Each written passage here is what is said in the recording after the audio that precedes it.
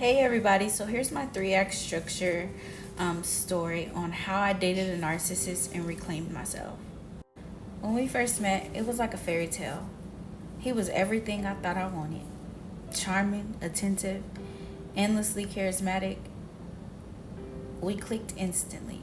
He made me feel special, like I was the only person in the world who mattered to him. Every text, every compliment, every romantic gesture reinforced that belief. I was convinced I had found the one. But there was a moment earlier on that should have been my warning. He invited me to one of his apartments and he had some friends over. I noticed some women's clothing. He said that they were one of his friends, and at the time I questioned it because they were in his so called room. So then he started to tell me how he's hardly ever at that apartment and that his friend helps him with childcare. So at the time, it made sense in my little 17-year-old mind. Then we started to drink and smoke, and indirectly, he put me down in front of everyone. A joke about my faith that felt too sharp, too personal. When I confronted him later about it, he brushed it off saying, "You're too sensitive, and I'm just teasing you." I let it slide because I didn't want to seem like I was being too unreasonable, but from that moment, the dynamic changed. Slowly, his charming compliments began to be mixed with small criticisms.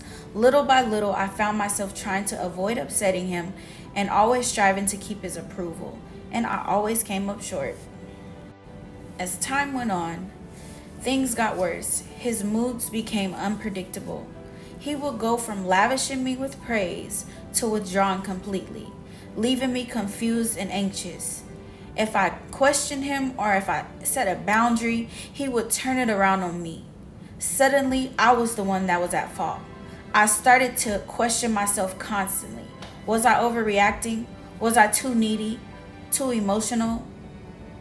What was I doing that was so wrong?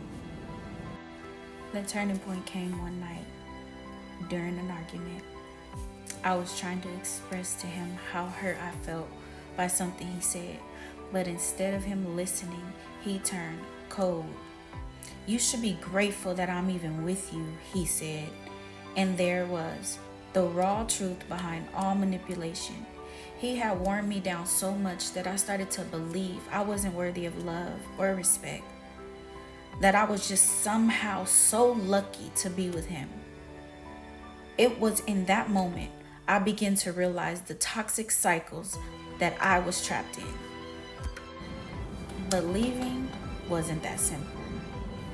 Every time I tried to pull away, he would draw me back in, promising to change, convincing me that it would be different this time. And I fell for it more than once, holding on to the illusion of the person he pretended to be from the beginning. Meanwhile, I felt myself fading. My confidence eroded. My voice began to silence. I was lost in his world, a mere reflection of what he needed me to be. The second turning point came when I confided in a close friend, someone who had been watching from the outside looking in. She didn't sugarcoat it. She said, "This is not love. This is control." And hearing it from someone else was the wake-up call I needed. I had been making excuses for his behavior, justifying his abuse as love, but deep down I knew that she was right. I began to plan my exit, but it wasn't easy.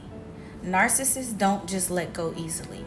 He tried everything: love bombing me with affection, gaslighting me into thinking I was the problem, and threatening to leave me. Each tactic was designed to reel me back in and to make me feel like I couldn't live without him. But something had shifted in me. Something shifted in me. I was no longer afraid of losing him. I was afraid of losing myself. The final confrontation came when I told him, "It's over. I do not want to deal with you no more. I'm done." He didn't take it well. He lashed out, calling me ungrateful, cussing me out, accusing me of ruining his life. But this time, I didn't back down. I stood my ground, knowing that no matter what he said, I deserved better. I deserved love that didn't require me to sacrifice who I was. Leaving wasn't the end of the story, though. It took me time to rebuild. I had to unlearn the lies that he planted in my mind, that I wasn't good enough, and that I needed him to be whole. But through that process, I rediscovered my confidence, my worth, and my voice. I learned that real love doesn't make you feel small or unworthy. It builds you up and it makes you feel free. I realized I didn't lose him, he lost me. Later down the road, I found Jesus. He saved me and restored me, and he's still working on my behalf.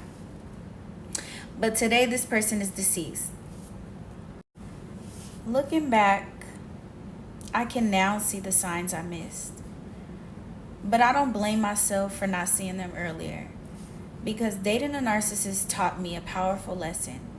Never let someone else's perception of you define your value. I hope you enjoyed. Thank you for listening. Until I see you again.